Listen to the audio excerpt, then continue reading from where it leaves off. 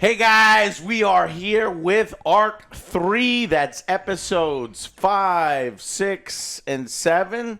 Yeah? 7, 8, 9. Oh, no, it's 7, 8, 9. Thank you. Arc 2, and this one is big and juicy. I think I'm going to make a prediction that this is probably going to be the best arc or the most impactful arc for the creation of the rebellion. I don't know. It could be wrong because there's one more arc here. But yeah, a lot happens. Finally, half of our characters collide with the other half of our characters, or maybe a quarter of our characters collide with the other quarter. And we kind of get the, official, formation of the rebellion on Yavin and Mon Mothma's defiance towards the Emperor. We get to see it all. And this series is just done so well. One of the particular things that stands out here, this is great acting, this is great writing, this is great effects. But I want to say, man, these locations, I felt like that's a real place. Every background has this really cool structures, and I was like, man, I just need to take a trip. Which state is this in? It was you could have. It was $5,000 I at was Disney gonna Hotel. Say, You missed your opportunity, I'd Joe. rather stay in those hotels than the ones they had over there. $5,000. Those look like shit compared to this. So, when the Senate in Coruscant, all the pillars and huge pools of water and just opulence, it was just impressive looking. And, it's really immersive. And the intrigue comes to a crescendo here in these 3 episodes. I really enjoyed it. However, I must admit, I found some of the resolutions to certain people's, build-ups disappointing. And I think that's kind of the point. It's not meant when you're building a rebellion. It's not all rainbows and sunshine. It's not all rainbows and sunshine. You're not gonna have happy endings for everyone, and that's not just rebellion side. That's also empire side. Yep. It's saying that the empire can eat up, just gather up all these people, chew through them, spit them out, and really transform them and discard them as husks and in many cases tragedies. And so I think that's going to leave a bad taste in people's mouths, but it's supposed to. And so while initially the knee-jerk reaction is to be like, fuck this, I hate this, when you put some more reflection into it, you're like, yeah, it do be like that, So that's my initial impression on these 3 episodes. What did you guys think? I'm still liking it a lot, except for number 7. I didn't like some of the things that they were doing for the messenger, but it kind of picked up because I felt like for Cassian, they're like, oh, there's something special about him, this and that. I didn't want him to be like, oh, he's a chosen one. I just want to be like, this is a guy who's willing to do anything that he needs to for the rebellion. I don't want them to be some mystical stuff with the force healing. And we made fun of that last time. Boo. Yeah. So, I'm sorry. You didn't like the force healing part, is what you're saying? Yeah. Okay. And also, like, they were treating like Cassian is like, oh, he's the special and he's a chosen one. There's something about him. I didn't want that. I just want to be like a guy. I think there's an implication. Yeah, that I didn't want that. Either the force is guiding him. Yeah, come on, Star Wars. This might be a fucking directive from above. And Kathleen, she look, here's my contributions. Kathleen, we don't need your contributions. No, because the force it's is with everyday... you. The force is with Andor. It's like, yes. I get it, Kathleen, but not every fucking time. Exactly, and that's kind of what I didn't like. But like after that episode, that was the lowest one for me. It really ramped up on the next one because it was like just a gunpowder. You're just waiting for that spark to hit, and when it fucking did. It was all chaos. I really liked it. Yeah, I think I agree 100% that it started off kind of weak. I mean, I didn't hate it or anything, but there was it's like watching House of the Dragon and them say the Song of Ice and Fire. Let me tell you about all of it. It's just like, please don't remind me of the garbage that is related to this. We were doing so well. I'm starting to my wounds are finally starting to heal from the horse shit you made me watch.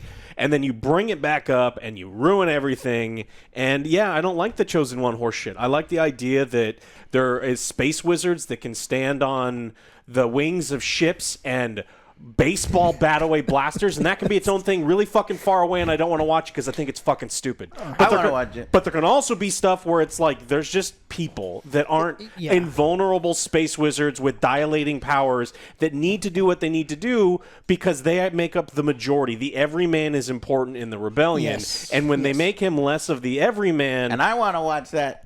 Yeah, it's like, I don't want them both. And so it's like I prefer that, where it's like I like that he's just a guy that he's gritty. He will do everything that it takes. Fortunately, I think as soon as it was mentioned, they kind of disregarded it because like we didn't do anything else with the arc. That's what's like. Don't. But there's a pretty big difference for me between the starting episode, but then 8, 9, man, it's like we start getting into things that I like Andor for. But it's a poopy. A very excellent example of what we watched the show for in the last 2 episodes. So the first episode, like y'all said, a little poopy, a little slow. It's the calm before the storm, and then 8 and 9 really ramp up. So I think you guys are gonna really appreciate this one. I'm wondering if this person just fucking hates Andor 100%. I'm wondering if the green screen got wrecked there, but if they could come in and watch these 3 episodes. No, because there's not explosions and lasers and lightsabers and shit. You know what I mean? So even still, but for me, and I think for us, this enriches the lore so much that I'm convinced that all the suits at Disney Plus, at fucking at LucasArts and decide to have a lost leader. Just so that they can fill in what it was like for the rebellion to start and have this rich series, professional series, serious series, even though it may not get as many views as what's a dumb one that got a ton of fucking views? I don't know. Boba Fett or Obi-Wan did well, but it was kind of popcorn. Yeah, that did not do well. I mean, there was a couple articles from like reasonable sources there saying that Andor is attracting a lot of people to Disney Plus, and so it's doing pretty well. So narrative is going to be challenged. It could be doing pretty well for them. And look, there's space in Star Wars for all different types of storytelling, and I'm totally fine with that. No, my issue is the quality because sometimes I think stuff, and it's like none of us are the arbiters get to decide like what is Star Wars. Star Wars. There's stuff I don't want to see. No, but George Lucas can't write. Like we gave him. How dare you, sir? We saw we were children and we went to the movie theaters and we watched. Because I am so in love with you, Alex. Yeah, I am so in love with you. It's just like it was such a great collaborative effort. Like his wife was doing stuff. The actors were telling him, "This is not how people talk, George. You goddamn fucking idiot." Well, it's why she got an Academy Award and he didn't. And so it's like, but there's space for storytelling. And so it's like people have made up their mind about Andor and hate it. Fine, I don't care. You're gonna hate it anyway. There's no entry point into Andor. I was just thinking, okay, because I think this is one of the better arcs so far. At least towards the latter end of it, maybe you can watch that and you can understand, but I guess still not. All right, well, fuck those people. They could just be left by the wayside where you can enjoy a great Star Wars series that is something different within the galaxy, providing people some great writing and acting. Okay, well then let's go and give this arc a score for Act 3, so to speak. What would you give it if you factor in all 3 episodes, weight it, and then we'll do a breakdown individual? I personally think that this arc is an 8, and that is pretty heavily influenced by some of the stuff I didn't like in episode 7. Yeah. But I think that 8 and 9 are truly great. And so, like, we really did build up to something special, but I sat there after watching episode 7 and was like, wow, is this going to be an arc that I just don't enjoy? Like, what are we doing here? Are we changing tones? Like, what? But it finished pretty strong. Yeah, I agree. I'm going to go with an 8 as well because 7, we previously made fun of it. I thought it was just karma that they were talking about force healing again. I was like, oh, God damn it. Stupid force healing. 8. I was going to give it a 9, but I think some of the choices in some of the episodes brought me down to an 8. My knee-jerk reaction in episode 8 at the end of it, I think, would have brought it down to a 7. But with some more time to think about it, as good series often do and good movies often do, it kind of grows on me. So I'm going to go 8 out of 10 as well. We're in agreement. Okay, definitely watch this one. Yes. For those of you who are already on board, I mean, if you're watching this, you're already watching, or you're watching through us, the formation of the rebellion is now happening. It's official, and all the plot threads are sort of connecting, and it's satisfying. And I'm really happy that Andor is now a character that is really getting a lot in the Star Wars legacy. He's now getting up there with, Han Solo and all these people that are responsible for helping the rebellion and being integral parts to the resistance.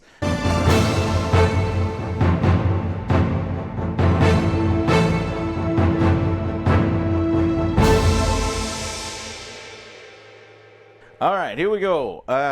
Episode 7. Welcome to the breakdown.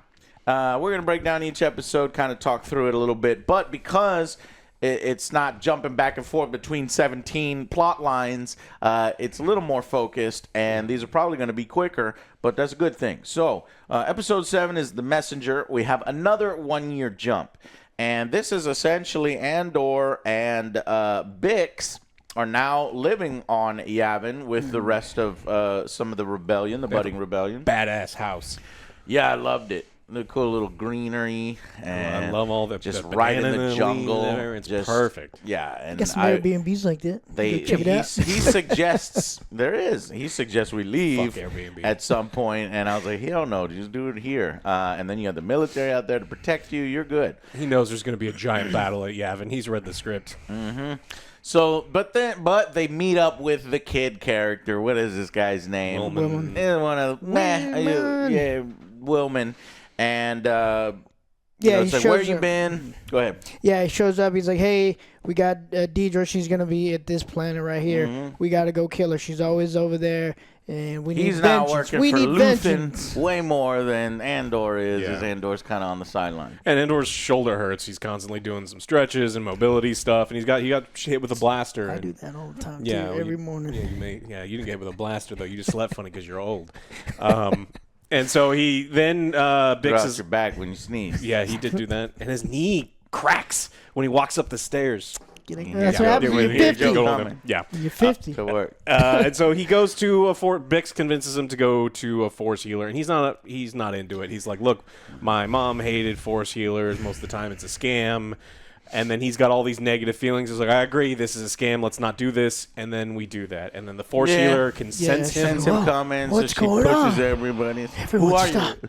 I sensed you. Like, no. You're not no I Jedi. didn't like You're this. just force sensitive. But she heals him, and she senses his future. And So I like the lore. I like that there's in the rebellion, they're more accepting of these different methods of healing. So I don't think on an Empire base you would have a force healer. So if you have an RTS, real-time strategy game, you have some forces, or a miniatures game, you would have force healers, would have separate stats. You gotta carry the priest than with you. Medical. Not worth the points. Not worth the points. Right. We don't do Sisters of Battle and not worth the points. Yeah, but, absolutely not. But I like that idea. However, again, I don't need it here in Andor. Yeah. Get it back to tank. And I want it to be purely soldier level humanity. Yes, exactly. No fucking force. But that's not what Star Wars is about. Would be some of the people in charge of Star Wars. You know what they call alternative medicine that works? Medicine. Yeah. So through the force, she manages to heal him. It does legitimately feel better, but more annoyingly, at least for us, is that he's special.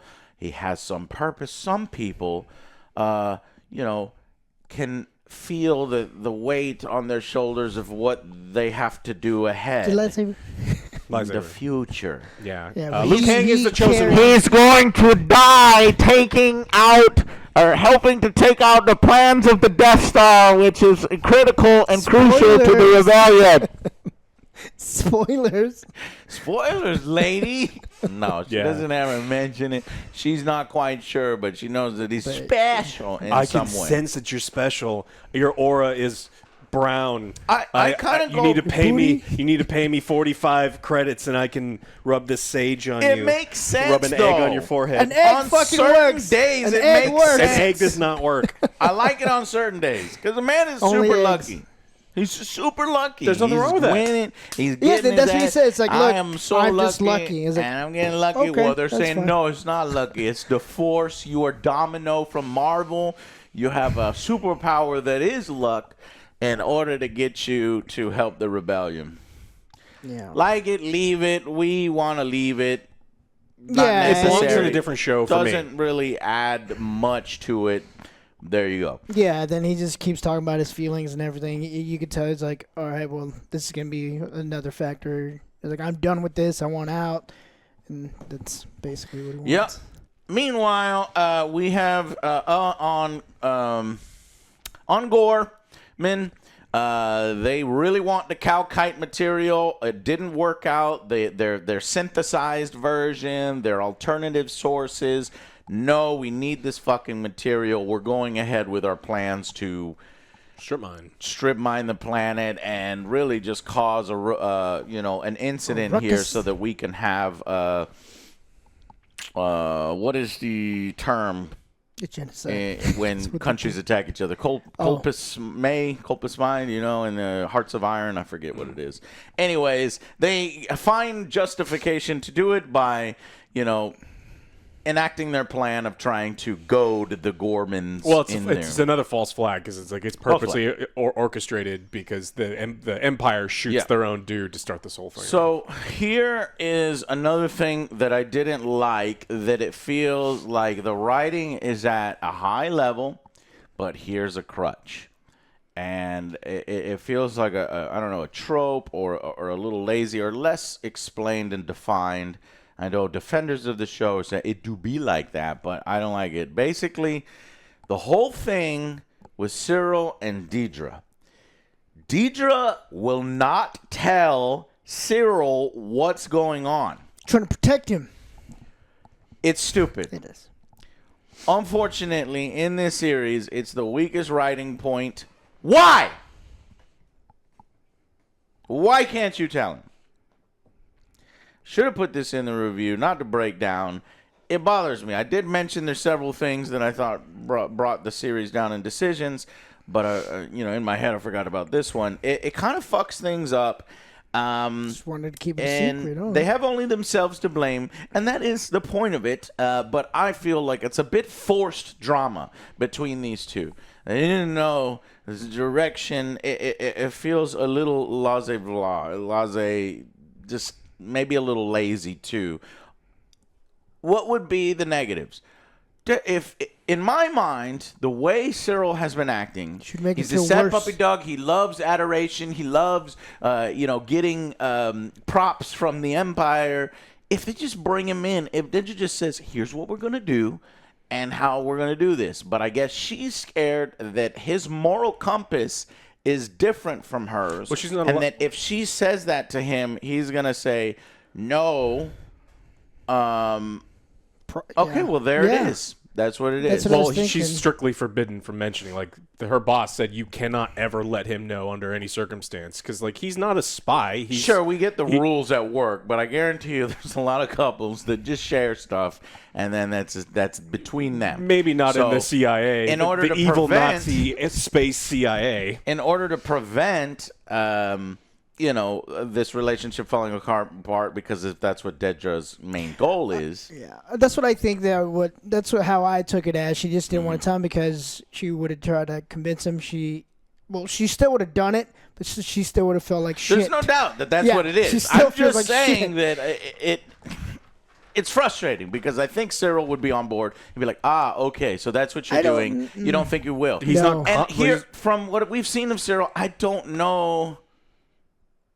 I guess they have built him up enough to where he would be like, my moral compass says this is wrong. Because it looked like he cared for that girl that got killed. Yeah, he's looking around. I mean, they know that he can't be trusted. They know that he's a wild card. He in this episode alone, he chokes her and he gets slapped. He admits that he was an ISB agent. Like, he cannot be trusted. I'm sure Daedra has expressed to the ISB that it's like, look, she may love him, like him, whatever, but he sucks, and he can't be trusted with that kind of information. It's not in this one, but it will be in the next one. Number 7 is basically they're trying to get a plan over there, and he is supposed to stay behind because he's the leader now, but he's like, no, fuck this, I'm going to go kill Daedra. Yeah. So the gore speech, it's a little unhelpful. Then we have the healer for Andor. What else? Cyril and this one girl. This one girl slaps him. It's been a 1-year jump. Is it implied that maybe, he has some feelings that's for... That's what it looked like. But this is the only tiny little sprinkle we get. There's no more there. They just know that he's... Yeah. They know something's fishy about him. Like, okay. I just thought he cared for her something because it looked like afterwards. The slap is different, especially when the way she talks to him, the way they look at each other. I don't know. There could be, there couldn't be. It's fine.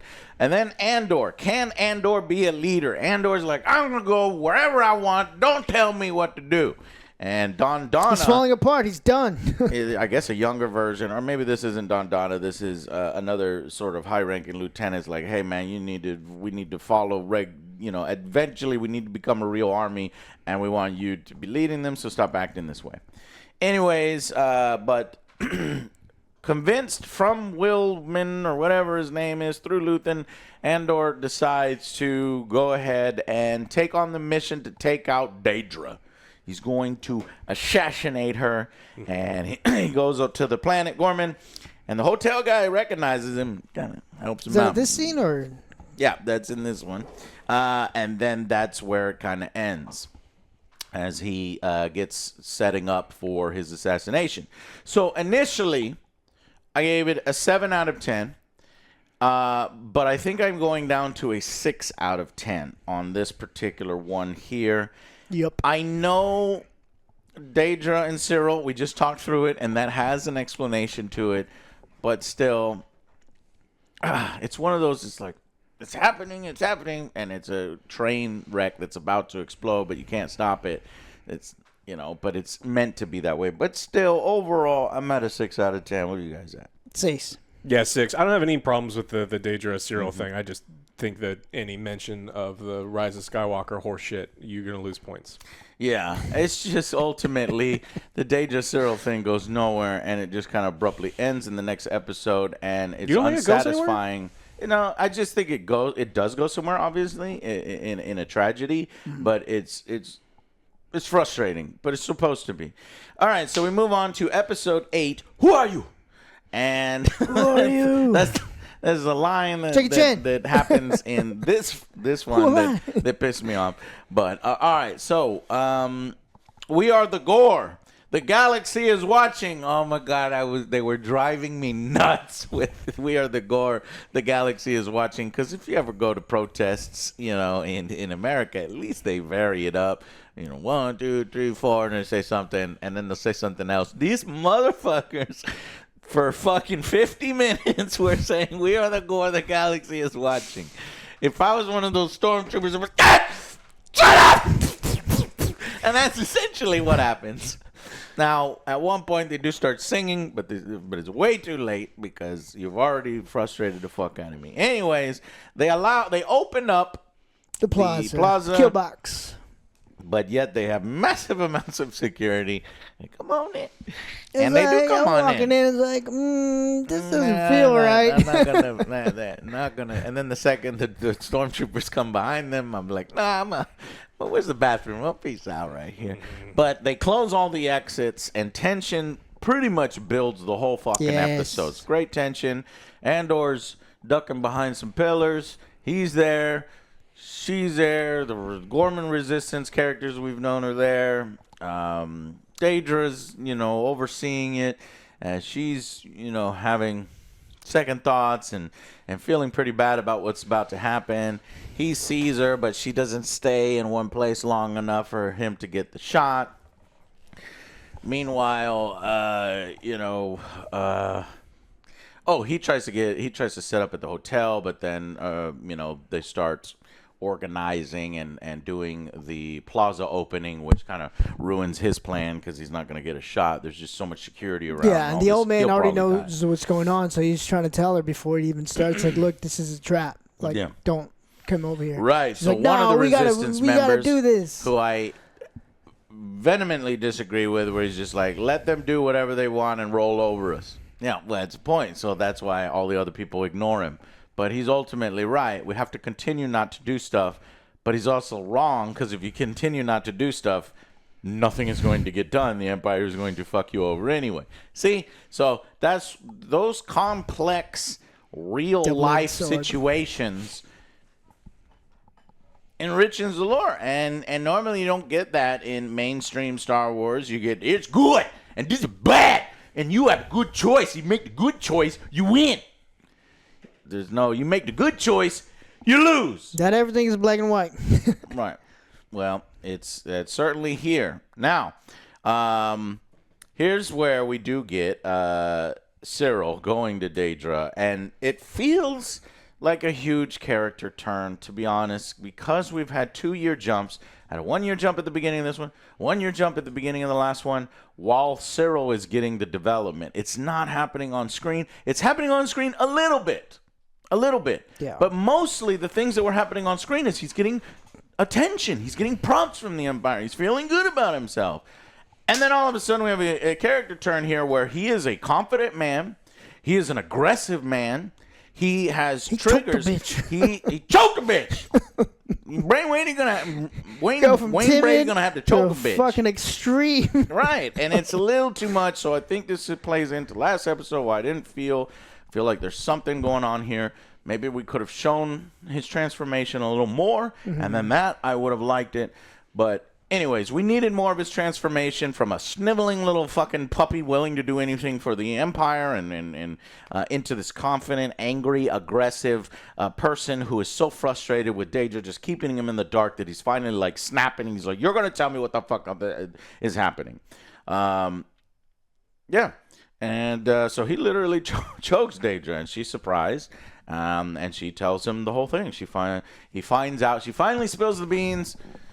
And he is, he lets go. He's shocked, and she's, it's crazy. So, terrible. So and he kind of loses it. He's like, good luck, Daedra. Their relationship's over. Can't be with her. And this is what you were saying, and the series is implying. If she ever told him their relationship's over, and she was trying to hold control. Now I get it, and she doesn't have control of him anymore. He's a loose cannon. He just walks out. He walks into the fucking crowd. I don't know what he's doing here. The man loses it. Like, he knows what's about to happen, and he goes. And he's an idiot. I don't know what he's doing. That's what I thought. What is he doing? Well, that's what I thought whenever he went out. Once he learned the plan, he's like, maybe he's going to go talk to that girl. I thought and at be this like, hey, moment, you need to get out of here. Right. He could become a rebel, but it's more like something that's severed in his brain, and he doesn't know what to do. He's overwhelmed by the situation and can't do anything, and is just watching it unfold. But it just so happens while he's doing his and the crowd is building, and even the troopers are like, all right, send out your most green fucking Imperial troopers out there, your crowd control. But he's like, sir, they're barely men, they're boys, and they're gonna make a mistake, and it's gonna make things work. Just go out there. And it's like, okay. And so they go out there, and they're creating problems. And while that's happening, Andor finally sees Daedra, because she's a little shocked at, the thing that just happened with Cyril, and he could take his shot now. The big thing happens where I guess it's just that team's. I mean, the Gormans get a little aggressive with that team. Yeah. They fight back a little bit. The Imperial shot. No, the Imperial, that's right. The Imperial shot, it was false flag. But it's there's not chaos, a real thing. And then... That's right. Yeah, they shoot their own guy sniper, in the head. and who shoots one of the Imperials, their own person, in the fucking head. Yeah, which is... And then the guy's like, what the fuck? And then he chooses a random person with height and shoots that guy. and then shit just pops off. Yeah, I was like, wow, cool, that's fucking awesome. And so some of the people in the crowd have blasters. They're blasters. Blasters on blasters. Molotovs are going off. Chaos. Oh, I also like the scene when Cyril, they're like, all right, fine. You want to talk to your stupid girlfriend. Go in this room, but chillax for a little bit. But it opens up and there's a bunch of KX droids. And he's like, man, there's something going on here. They have like these advanced technology KX droids, which I'd like to think that that's the Andor one later, the one that's staring him down. But anyway, so then all this shit pops off. It's a great scene. It's fucking mass chaos, murder, slaughter. You see the stormtroopers. They don't miss here because it's a target-rich environment. They do miss a lot, actually, as people run around. It's like, why aren't they dead by now? The stormtroopers go, they'll all be dead. They're trying to get their shots because there's cameras everywhere trying to frame the violence in a way. Yeah, there you go. Yeah. But, so that's when a Cyril, who is just kind of a loose cannon at this point, manages to run into Andor, who's about to take a shot amongst the chaos on Daedra, and he goes, bam, and he fucking spears him, and a fight ensues. Now, I think he saves Daedra unknowingly. I don't think Cyril noticed that Andor was about to shoot Daedra. This was just, he saw it. This motherfucker's here too, and his brain just switches into the one mode he never got his man, and he's just gonna get his man now. And so they're beating each other's ass, and it makes sense that initially Cyril, who probably gets some training and has gone through training, is winning against Andor. He was a cop at one period of time. Until Andor really kicks it into high gear. This is an assassin. This is a guy who trains all the time and does this for a living. You're a suit behind a desk for some of your life. Then Andor starts to get the upper hand and starts to beat him up. Unfortunately, their fight, it gets interrupted by a fucking thermal grenade, which explodes, separates them, creates a little more chaos, and that leaves Cyril. And then plus more gunfire from the stormtroopers outside start to pour into this bar. He jumps behind, Andor jumps behind the bar, which leaves open Cyril to grab the weapon that they were fighting over, and Cyril has a shot. He is right up on Andor. He's got the gun. Andor is dead. Deadzo. But Andor says, "Who are you?" And I guess, and for some reason, Cyril doesn't pull the shot. And instead, he lowers his gun. And because that happens, the one rebel leader who was advocating to not fight, not do anything the whole time, comes in, blaster shots him in the fucking head. Cyril is dead. I was like, oh, maybe they shot him in the shoulder and he'll join the resistance or something and he'll come to his senses. He's fucking dead. Yep. Later, a shot when his mom's watching TV, just soaking on in the propaganda. I wonder if she has an inkling that her son is dead. And in this fucking massacre, she probably already assumes that. She's already in tears. Yeah. But I was like, is this a shot of, man, the propaganda's working for one side, or does she know that her son is probably gone and got chewed up in this?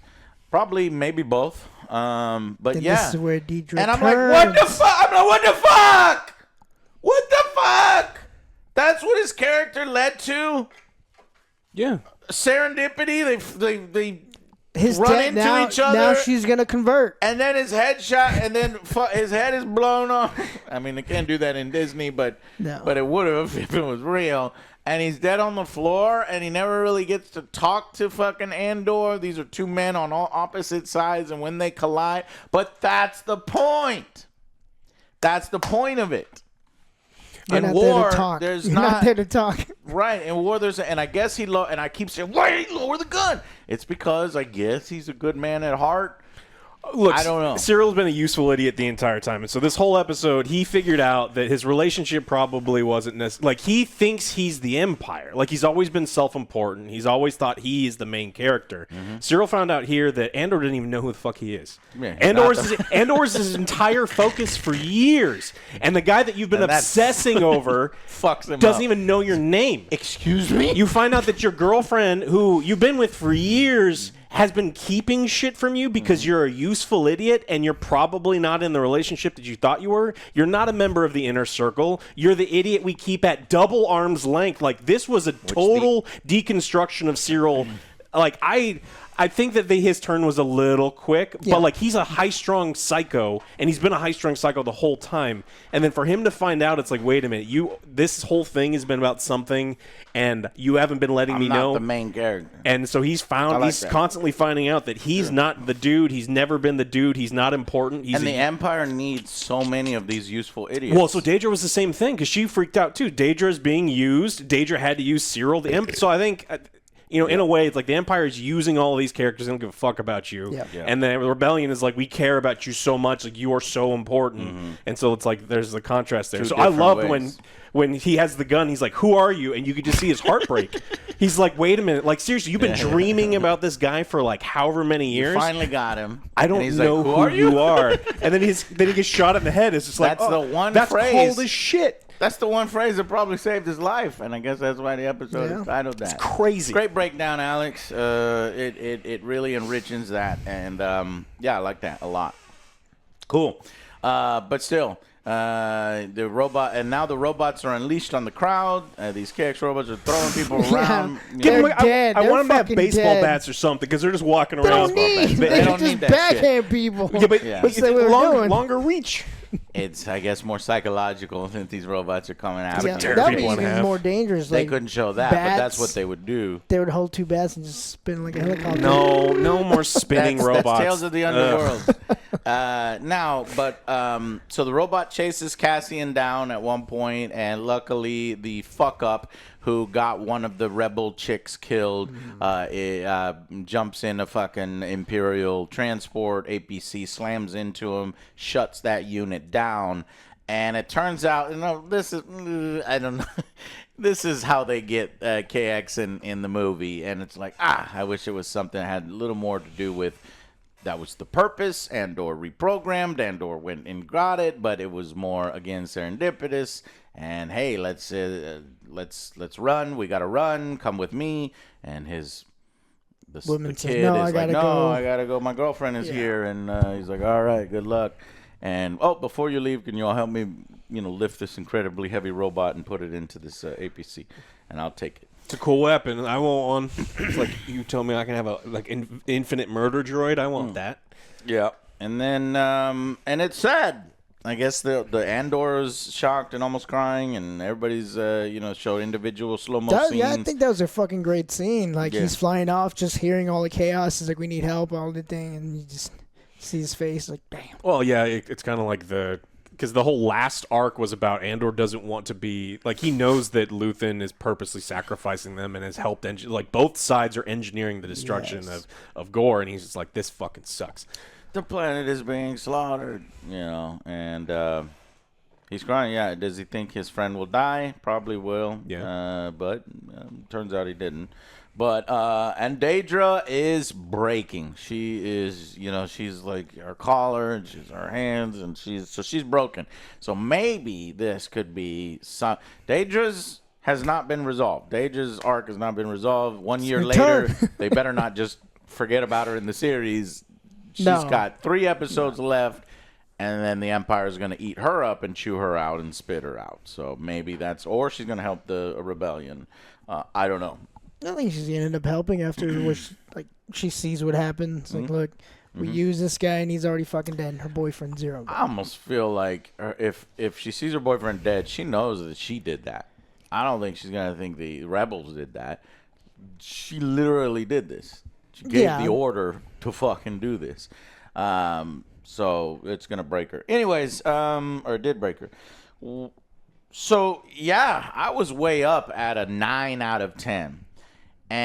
But I think the initial knee-jerk reaction without all the context, without sitting down and thinking about it. Alex made really great points here. Love discussing the show with you and you. Because it really does give a lot more context and different points of view. So initially, I was at a 9. I was thinking about taking it down to an 8, but upon reflection, I think I'm going to stay at a 9. It still bothers me we didn't get a little bit more development for Cyril, but now I fully understand it. I like that moment. Who are you? It shatters his whole world, and the gun comes down a little bit, and to be fair, there are blaster laser bolts flying everywhere, and one catches him. And the pacifist saves him. And that's the end of his story. And he's dead. So people will be like, what? That's You it? live on. A memory. What? That's it? Yes, that's it. It do be like that. All right, what do y'all think? I wanted to give it go as high as a 10. I just can't because I do think that Cyril. I needed another scene of Cyril because he's high strung and I know he can break, but then he just it's not the Anakin turn, which you will never convince me is acceptable. You want a little bit I more want a little more, Cyril. and then I think the scene where he gets shot in the head is too I like the fact that it breaks him. I didn't love the way where they run into each other, where it's like the pacifist guy shoots him. I think anything a random eye rolling, a random bolt blaster fire killing him or another explosion. I think I'm actually down with more. Well, I would have been happier with it because it does feel like we're tying everything up in a bow and it didn't need a bow. I think some things can be kind of be messy. But I think it was great. It was super tense and there's all sorts of really cool things here. But it was just shy of 10 out of 10 for me. Yeah, I agree. Think that has so much more narrative potential. Like if he's literally about and he's gonna, and then he gets hit, and then hit again, just random bolts, because it and his mom is watching on TV. Can you imagine? Everything is set up for that, like the chaos. Eventually, he walks through he is walking. Yeah. He should be dead. Yeah, he should have been flying dead everywhere at all times. So I love it. I think your brain works so good. God damn it! Get this guy on the writing team. You said that multiple times, but too expensive. Yeah. All right, go ahead. Besides the things we talk about, I'm going to give this a 10 because I really enjoyed this one a lot. It was great. It had me at the edge of my seat. I didn't know what was going on. I was like, all right, what's going to be the spark? You didn't mind the way Cyril dies? No. You understood it fully? Yeah. The only thing that was my nitpick, like you guys, is wait, he turned kind of quick on that. It's oh, wait, what's going on? Is that her friend now? Is he going to go out there and save the friend? But no, it's... Yep. Well, that's the message. Empire chews people up, spits them out like Cyril and Daedra, and the people of Gorman, and ultimately they don't matter. It's just this machine that is going to march forward without you, and it needs useful idiots, as Alex put it, and people that think they're in control when they're not in control, and then when they realize they're not in control, they're going to crack. You shoot him in the head. Yep. Episode 9, welcome to the Rebellion. This episode is really good too. It is now all the drama that the Gorman has gone down. The Imperial propaganda goes into overdrive. See, we fucking told you, these guys. And this has been a multi-year propaganda campaign, and it just shows you how these things unfold. And how it can change people's minds. There's no doubt in my mind that there's been propaganda campaigns in real life. And so it's depicted in Star Wars. It's effective there. It's effective here on both sides. Propaganda just, it's just a lot. It's so much noise, and it's hard to know what's true. And then now people are even attacking what's true and factual. It's difficult. And so the whole galaxy is confused, and when you're confused and when you're fearful, you go for authority. Some people go for authority and getting stuff done. And so some people like the taste of boots. A lot of the people like the taste of boots, but some people are like, no, this is wrong. We have to finally take a stand. We have to say something. We have to see which one of these planets might align with us rather than what's happening. And so Mon Mothma decides to give a speech. She gets help from not Jimmy Smith's Bail Organa to find a way to take the floor because, of course, the Empire, shut it down. Everybody shut up. It all down. Nobody's getting the floor, but he finds a loophole in order to get her to speak, using almost a hook in the Imperial propaganda because they're letting all the pro-Imperial planet speak. Oh, this is a terrible tragedy. Our stormtrooper heroes. I told you they Stormtroopers heroes. They're 99% accurate. Violent thugs. Bullshit. Yeah. Yeah. Initially, before she gives her speech, she discovers and gets upset at her right-hand man who has been working for Luthien the whole time under her nose. She didn't know. She gets mad. They're telling her, hey, once you give this speech, do not go with Bail Organa's team. While he might be helpful, we think that team is compromised. The only person I know that I can trust, Luthien meets her and tells her, is Andor. Or someone she doesn't know. Someone she doesn't know, and he'll say, I have friends everywhere. This is the password, and you'll know. And she's unsure. She's like, do I trust Luthien, who is this ruthless, gasshole that killed her friend? It's not that fucking Tor guy or whatever. He was a friend. It was a friend in the past, but he just fucking cracked under pressure, and he needed to be taken out. Anyways, it's a rebellion. It's a war. Anyways, but she's unsure who to trust. Bail Organa is saying, look, I'll protect you. And in fact, he is staying behind, sacrificing himself in a noble way. He needs more time. And I'm like, is he being selfish? Is he just, is he?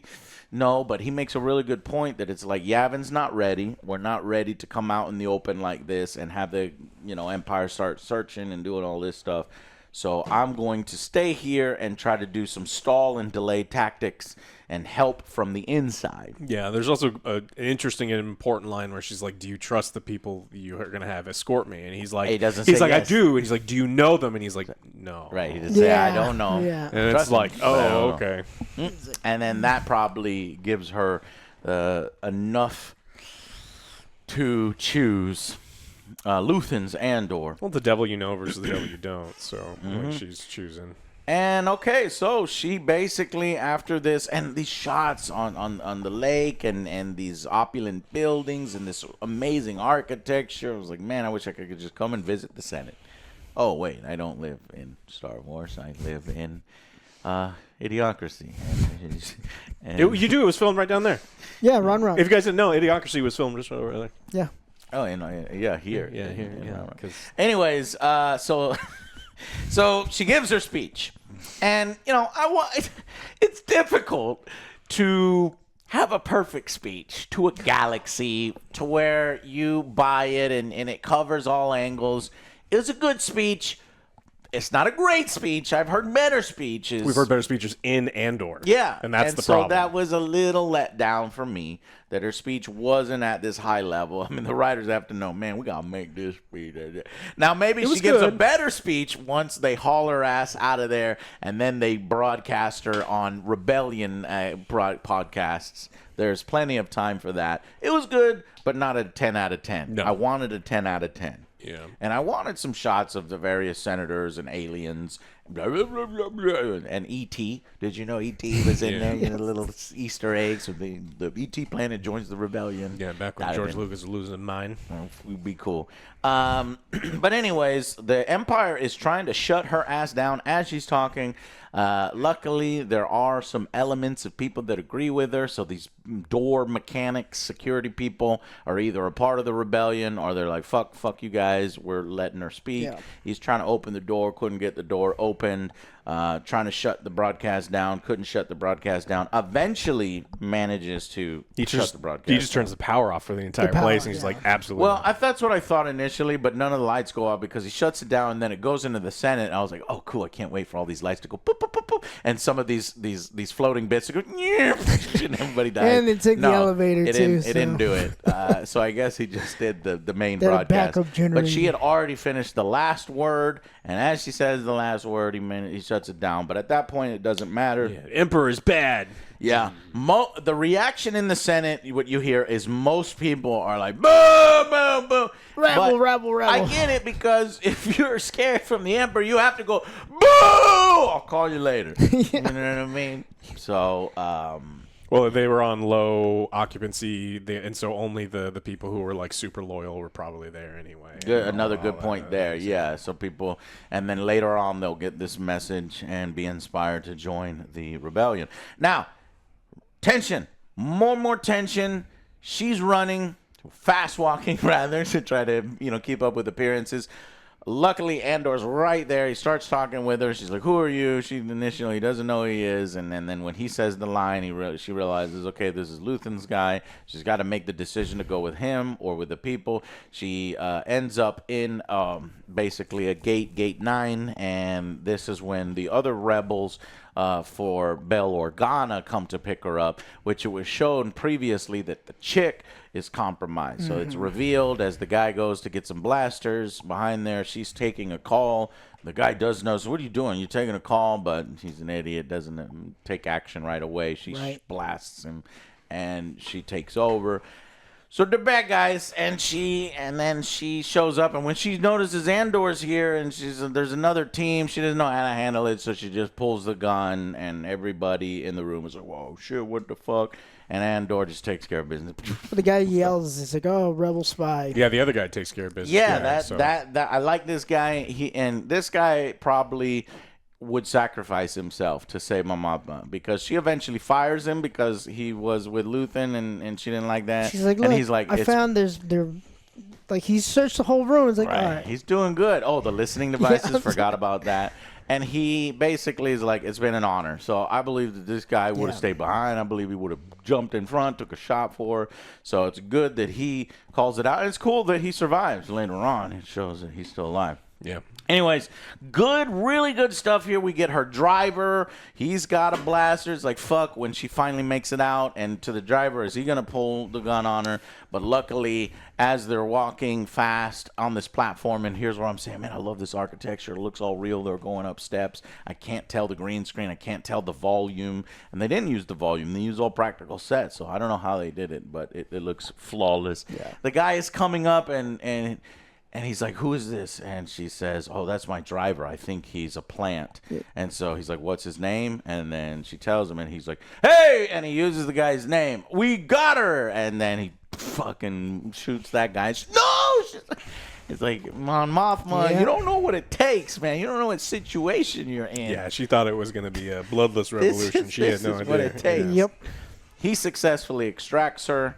Though I'm thinking to myself, and, there'd probably be a little better security for any fucking planes. You know how when shit goes down here in the United States, fucking everything's grounded. So, but I guess in Star Wars, where everyone has a flying car, you can't really ground everything. You can if you're the Empire, so that's why. But they don't, and she manages to fly away and meet up later with the rebellion where all the people are at. And, Yeah, and it turns out that Willie has escaped the planet of Gore with his girlfriend, and so they're meeting at the safe house. And I originally thought it was going to be Luthen. She's like, "Is he back there?" And you're like, "Oh, cool, we're going to see Luthen." And then I see the busted up leg. It's like, "What the fuck happened to Luthen?" And then it's Willie, and I was disappointed because I don't give a shit about Willie. And then, it's like, "Hey, Luthen is safe, but you need to go get this guy to a doctor. You need to get back to Yavin, and we're going to do a big old speechy thing." And Bix is gone now. And Bix... Well, when he gets back to... So he goes home to Bix, and he says, "Look, this is my last job." And, she's just listening to him, and you could tell in her face, based upon conversations she had while he was away, that he's important to the rebellion. They need him, and she makes a decision. By the time he comes, when he says, "I'm done, I'm not doing this no more," she leaves. So he will continue with the rebellion. She made him a roofie colada. Yep. But he's tired. She chooses the rebellion, and she says, "I'm making this choice for the both of us. We must win. We got to win. When we win, that's when we can be together." And I'm like, damn, man, that ain't happening. It's like, this bitch. And how am I gonna find her? But I guess he won't. So already again, know. lots of sacrifices. Yes. Sacrifices from people, regular people making this happen. The senator's advisor helping her out. The Andor, fucking Bix, fucking everybody essentially, and that's the point. And it's another really good. It's got a really good ending song. I found that theme really fit this episode in particular. I let it play the whole time because I really liked it. So sound design guys and music guys are doing their job at a high level as well. And I hate that Bix had to leave him, but we don't always get what we want. No, Especially when bigger sacrifices are needed. To be made for something far, far larger and more important than our own desires, our own individual needs and wants. That's what truly makes something noble, a cause like this, a good cause, to try to stop the Empire. and this is where it should have ended. 9 out of 10. Well, it didn't end. It didn't end? No, because there's a completely unnecessary scene that I think kind of What under. scene? Well, where the KX droid. Don't remember. Oh, yes, the KX droid. And it was weird because it's like It feels shoehorned in. we had a great emotional thing where he's realizing like all these should things have are happened and out of And order. now it's a comedy thing. And then do now- that at the beginning of the next one. we should have figured it out like at different times. So then they put together the agree with that. droid, and then he's like, and then he turned it on, Oh, and, hi, guys. and Alan Tudyk, who's awesome, is there, and he's like, hey, stop pointing a gun at me. Please, and, if you're gonna, and I love I Alan did Tudyk, something, I'm but sorry. it felt weird, Out of place. They should have done that one there. earlier throughout, but yeah. Figure something else out. good scene. I like it. Yeah, Doesn't it bother was- me as much, but I agree it needs to be elsewhere. Yeah, this one for me is a 9 out of 10 because I love the way Mon was just reacting. She's like, "Oh my God, you killed somebody." It's like, "Welcome to the rebellion." It's like, this is what it's gonna be like. You got to get used to hurt it. people. And just like her reactions were fucking great. Yeah, I gotta go with a 9 out of 10. I think that when Andor's mom in season 1 was doing her speech, I wanted to pick up a brick and smash a stormtrooper. Like I was ready. It's like they say, I'll run through The a heat wall. of the moment, I run through yeah. a wall for cause that guy, That old lady. This speech didn't quite do it. It's tense and it's awesome, and I think it's a 9 out of 10. But I think we needed something a little bit big. I wanted more fire from her, even if she knew that it was not really gonna, go anywhere. But, She had limited time. She didn't know if she was being listened to, so she had to write real quick. real fast, yeah. These But three, awesome stuff. 9 out of 10. these three were written by Dan Gilroy himself, and directed by Janice Metz. So really great job Yeah. on that. And I think these guys, I want to give it, I gave it an 8 out of 10 upon talking with the boys. I wanted to increase it to a 9 out of 10 at the end here, but I think we'll factor in all that bits. I'm going to leave it at an 8. We have more episodes to go. We can always adjust our scores later. The final 3 episodes, 10, 11, 12, is written by one guy, Tom Bissell, and then directed by Alonso Ruiz Palacios. And these, I fully expect that last arc to be the best, and this one is just integrating into Star Wars Rogue One. So they're just, at this point, I don't know if we're going to get another satisfying arc. I think they're going to try to force everything. We're going to do the K2 droid. We're going to do all this stuff. We're going to resolve Luthen. We're going to resolve Daedra. We're going to give more to Mon Mothma to plug her into the rebellion on Yavin. But then the final scene, we have the Death. We need you to get the Death Star plans, and we need you to go on this mission versus Krennic. So it'll tie in that way. So I'm fully expecting, it to not maybe be as satisfying as this one, but I'm hoping it will be. What do you guys expect? Hope is all we have. Hope is what rebellions are Hope is built what off, the Joe. Rebellions will win. That was from the Hotel Guy in episode 8. Yeah, and that was good too. I almost hope 9. that they put in some of Rogue One. Of course, people should just go and watch it, but maybe Daedra doesn't die in Andor season 2. Maybe she dies in Rogue One, and we get to see some of the. I don't know. I don't know how they're going to do it, but Wait, what? Daedra isn't in Rogue One. no, not from our perspective when we watch. But it's but that's off screen, and we'll never get to see it. well, that's what I mean. There's an opportunity here to kind of flesh things out later on, but I don't know. I don't know how they're going to do it. Yeah, I want a resolution to Daedra, and Yeah. and obviously I want the integration to Rogue One, but I think because She dies, they she have dies. that end goal, and it's not necessarily end goal to set up the rebellion in a good way. It's this that it's going to be a higher difficulty for them to stick this landing, is what I'm expecting. Well, I got faith in them. Yeah, this has been good. Been pretty good. Been pretty good. Maybe if Dan Gilroy was writing the last episodes, but Tom, we'll see how Tom does with it. And that's going to be it for this one. Thank you guys so much. One of the best arcs, one of the best Star Wars, and not just Star Wars, but television in general, streaming in general. So check it out. Thank you so much for watching, and we will see you guys on the next Angry Joe Show. Bye, guys.